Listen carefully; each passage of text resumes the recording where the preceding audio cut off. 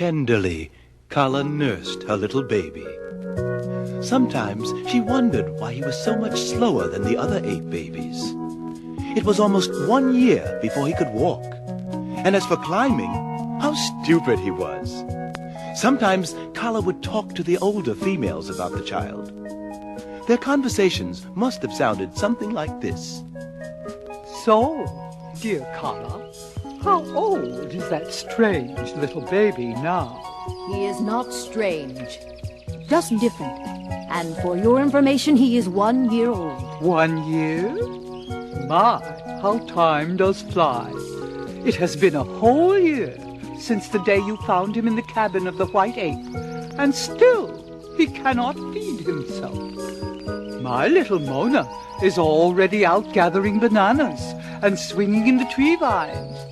But then, she is a normal, excuse me, dear, I meant to say, healthy girl. Tarzan is normal and healthy too. He is just a little slower than the others. But what he lacks in speed, he more than makes up for in intelligence. My little Tarzan has a great future ahead of him. You will see. I hope for your sake that you are right, Kala. A slow child can be such a burden and a danger, not just to himself, but to all of us. Have no fear, old woman.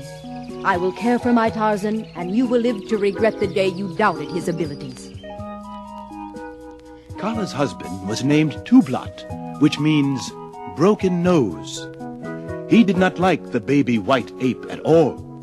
If it wasn't for Kala's constant attention, he would have put the baby out of the way long ago. He will never be a great ape, said Tublat in a gruff voice. Always you will have to carry him and protect him. What good will he be to the tribe? None. Only a burden. Let us leave him quietly sleeping in the tall grass, that you may bear other stronger apes to protect us in our old age. But Kala would not listen to her husband's suggestions. Never, Broken Nose. If I have to carry him forever, so be it. This child is mine. Tublat went to Kerchik and urged him to use his authority to force Kala to give up little Tarzan. But when Kerchik spoke to Kala about it, she threatened to run away from the tribe if they did not let her live in peace with her child. This is one of the rights of the jungle folk, to live apart if they choose to. Because Kala was a strong-limbed female, they did not wish to lose her, and so they bothered her no more. And so the years passed, and the baby Tarzan grew. As Tarzan grew, he made rapid strides, so that by the time he was 10 years old, he was an excellent climber. And on the ground, he could do many wonderful things, which were beyond the powers of his little brothers and sisters. He was different from them in many ways, and they were often amazed at his superior cunning. They were stronger and larger than Tarzan. By the time the apes were 10 years old, they were full-grown and stood over 6 feet tall, while Tarzan was just a half-grown boy. But what a boy! He could swing through the treetops with his brothers and sisters. It was easy for him to jump into space and grab a vine out of nowhere. He could drop from limb to limb, falling 20 feet at a time. Fast as a squirrel, he could climb to the top of the tallest tree in the jungle. Although he was only 10, he was already as strong as a man of 30, and far more agile than any athlete ever becomes. And day by day, his strength was increasing. He was 10 years old before he realized the difference between himself and the fellow apes. Suddenly, he was ashamed of his little body, which was burned brown by the hot sun. You see, he had no hair on his body. Tarzan thought he looked like a reptile or a snake. He tried to hide the fact by covering his skin with mud, but it dried and fell off. In the hills, high above his homeland, Tarzan first saw his face in the still waters of a deep blue lake. It was a hot day, and he and one of his friends had gone to the lake to drink the cool water. As they leaned over, Tarzan saw his reflection. He was horrified.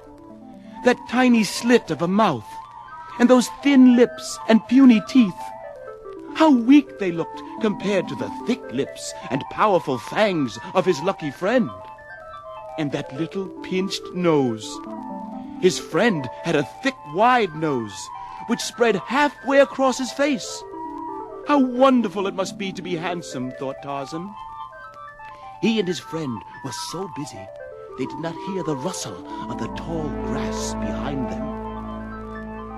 There, coming slowly and quietly towards them, was Sabor, the great lioness. She moved on padded paws without a sound. She was within 10 feet of the two fellows as she drew her hind feet up under her body. She was almost ready to spring. Suddenly, she let out an awful scream and leaped toward the young boys. Sabor used her scream to momentarily paralyze her victims with terror and acquire an advantage. But this trick did not work on Tarzan.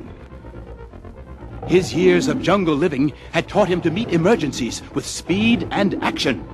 He was smarter and faster than the apes. While his friend trembled just long enough for Sabor to strike, Tarzan sprung into action. Although he had never been in the water before, he dove headfirst into the lake to escape the lioness. Tarzan's friend was not so lucky, and Sabor carried him away back into the grass.